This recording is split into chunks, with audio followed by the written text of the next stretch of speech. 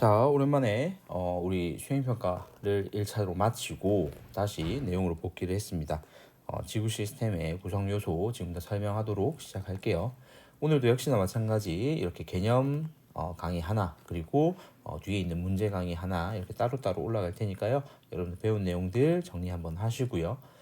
자, 하나씩 보겠습니다. 지구 시스템의 구성 요소를 총 5개로 나눠서 보고 있었죠. 첫 번째, 암석과 토양으로 이루어진 지구의 겉부분과 그리고 지구 내부 전체를 통틀어서 우리는 직권이라고 얘기를 합니다. 자, 그리고 해수, 빙하, 지하수, 강과 호수 등 지구에 분포하는 물들을 통틀어서 우리는 수권이라고 얘기하고요. 지구를 둘러싸고 있는 대기가 분포하는 영역을 우리는 기권이라고 얘기하고요. 이런 기권은 수증기를 포함합니다. 수증기는 사실 따지고 보면 물이긴 하지만 물의 기체 상태이기 때문에 우리가 기권에 포함을 하고 있습니다. 그리고 4번, 지구의 모든 생명체와 아직 분해되지 않은 유기물을 우리는 생물권이라고 하고요. 지구를 둘러싸고 있는 기권의 바깥 영역을 외권이라고 합니다. 이렇게 총 5개의 권으로 나눠지고요. 하나씩 알아볼 건데 직권, 해수, 그리고 해수 즉 수권을 얘기하는 거죠. 그리고 기권까지 총 3가지 이 권들은 우리가 층상 구조에 좀 집중해서 보도록 하겠습니다. 자, 먼저 첫 번째 직권의 층상 구조 한번 살펴볼게요. 자, 우리 중학교 1학년 때 이미 배웠던 내용이기 때문에 어렵지 않게 이해할 수 있을 겁니다. 지금 왼쪽에 있는 그림과 오른쪽에 있는 표의 동그라미 1번은 같은 걸 의미하는 겁니다. 1, 2, 3, 4가 하나씩 살펴볼게요. 먼저 1번부터요. 자, 지구의 가장 겉부분을 얘기하는 거죠. 여기를 우리는 지각이라고 얘기하고요. 규산염 물질 우리 앞에서 배웠던 이 규산염 물질로 이루어져 있으며 고체 상태로 존재합니다. 그리고 대륙 지각, 해양 지각 이렇게 나눠서 보고요. 그리고 두 번째는요. 지각 바로 아랫부분에 있는 멘틀입니다.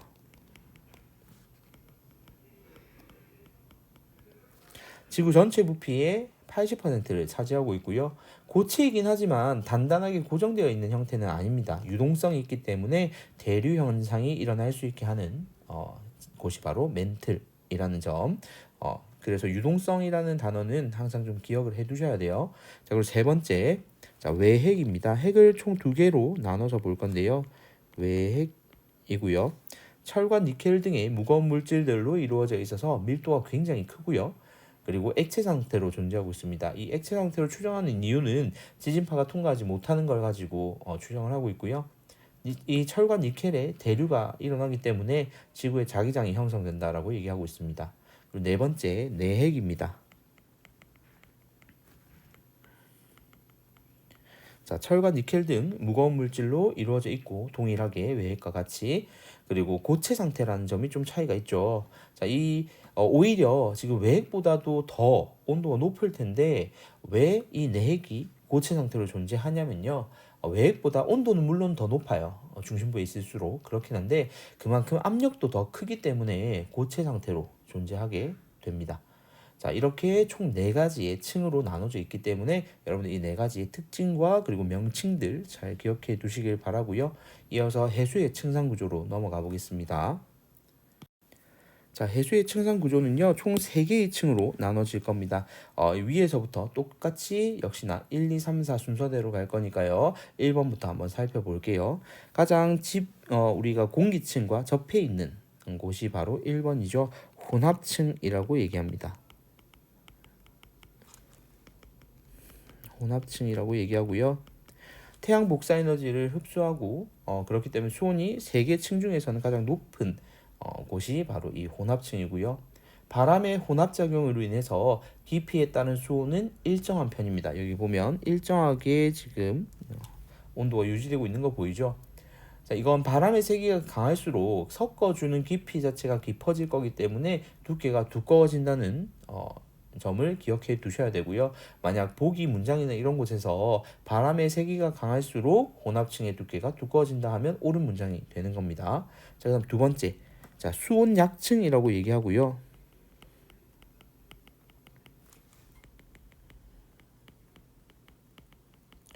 자, 깊이가 깊어질수록 자, 지금 점점 온도가 내려가는 게 보이죠? 그래서 수온이 급격하게 낮아지는 구간이고요. 혼합층과 심해층 사이의 물질과 에너지 교환 자체를 차단시켜주는 역할을 하게 됩니다. 자, 그리고 마지막 심해층이고요.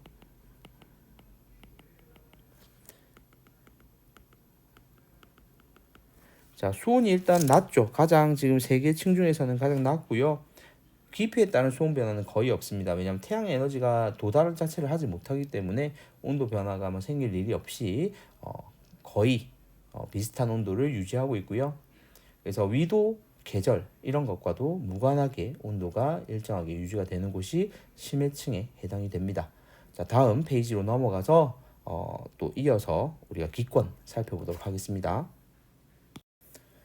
자, 기권은요, 우리 중학교 2학년 때 한번 배웠던 기억이 날 거예요. 그죠? 기권은 높이에 따른 기온 분포를 기준으로 해서 대륙권, 성층권, 중간권, 열권으로 구분을 하게 됩니다. 지금 옆에 지금 따로 표시는 안 해놨는데요. 여기에서는 1, 2, 3, 4가 여러분들 위에서부터 지금 뭐 그대로 순서대로 되어 있다라고 보면 돼요. 그래서 이거는 지금 설명을 밑에서부터 할게요. 4번부터. 자, 높이 올라갈수록 기온이 낮아진다. 지금 여기 노란색으로 되어 있긴 한데 여기 노란색으로 되어 있는데 지금 빨간색으로 덧칠을 할게요. 이렇게 지금 보면 기온이 점점 내려가고 있죠.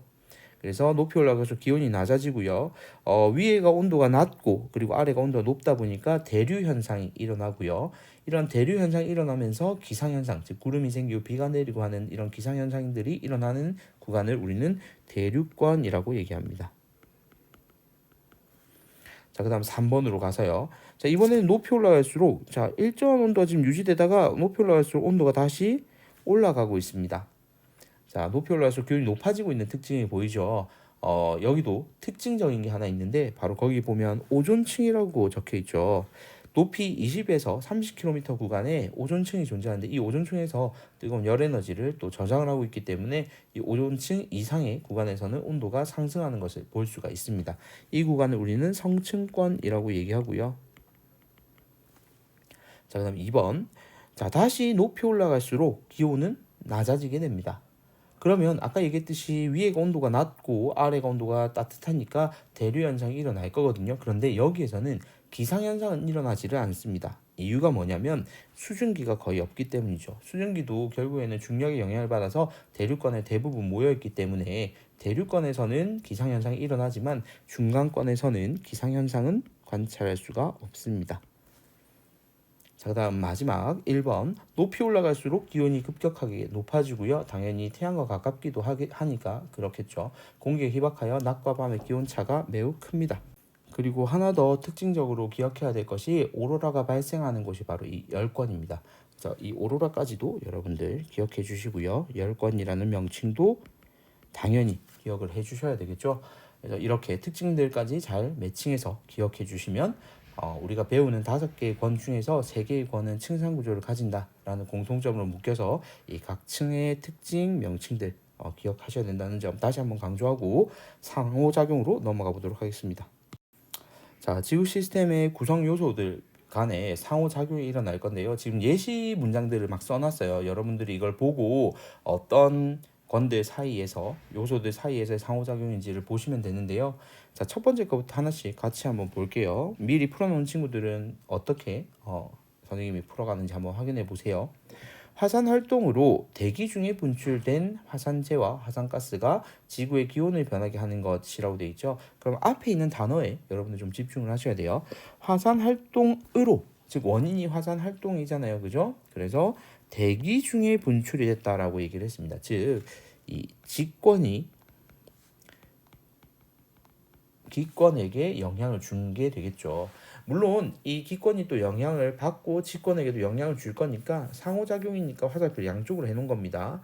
자, 그리고 두 번째, 해수가 밀물과 썰물 파도를 일으켜서 해변의 지형과 암석의 형태를 변하겠대요. 즉 수권이 직권에게 준 영향을 말하는 거죠. 자, 그다음 생물이 광합성을 하여 산소를 방출했대요. 어디로? 대기 중으로. 자, 그러면 생물권이 기권에게 영향을 준 것이겠죠. 자, 그다음 바람에 의한 풍화 침식 작용으로 바위가 꺾여 나갔대요. 그러면 바람은 기권에 해당이 되는 거고요. 바위는 지권에 해당이 되겠죠. 자, 그다음 해수면 위에 부는 바람의 영향으로 바람의 영향으로 해류가 발생했대요. 그럼 이거는 기권이죠. 해수면 위라고 해서 처음에 해수라는 말이 나오니까 뭐 수권을 볼 수도 있지만 물론 여기서는 선생님이 화살표를 양방향으로 해놨기 때문에 어디에 써도 상관없습니다만 혹시라도 화살표를 한쪽 방향만 준다면 여러분들 읽을 때 앞에 것과 뒤에 것 원인과 결과를 잘 보시면 돼요. 기권이 수권에게. 자, 그다음 사막에서 모래가 바람에 날려 상층의 기류를 타고 이동하면서 황사가 발생했대요. 자, 모래가 바람에 날려서 그래서 이것도 기권이 지권에게 준 영향으로 볼 수 있는 거죠. 물론 지권도 기권에 영향을 주겠지만요. 자, 그리고 해저의 급격한 지각 변동에 의해 즉 지각 변동이 여기에서는 원인이 되는 겁니다. 그리고 지진 해일 그러면 지권이 수권에게 주는 영향입니다. 자, 그리고 파도의 침식 작용으로 즉 수권에 의해서 해안 절벽과 해식 동굴 즉 지권이 영향을 받는 거고요. 지하수가 석회암 지대를 녹여서 석회 동굴이 만들어졌대요. 그럼 지하수니까 수권이 지권에게 준 영향이겠죠.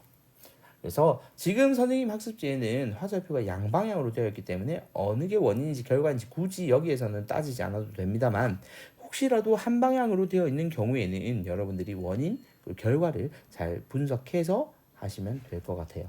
자, 이렇게 해서 개념 강의는 일단 여기서 마무리하고요. 오늘 6문제 풀어야 되거든요. 9월, 11월 출제된 게 한 문제씩 이렇게 매년 나왔기 때문에 6문제 풀 거니까 문제 풀고 강의를 들을 수 있도록 해주세요. 이상입니다.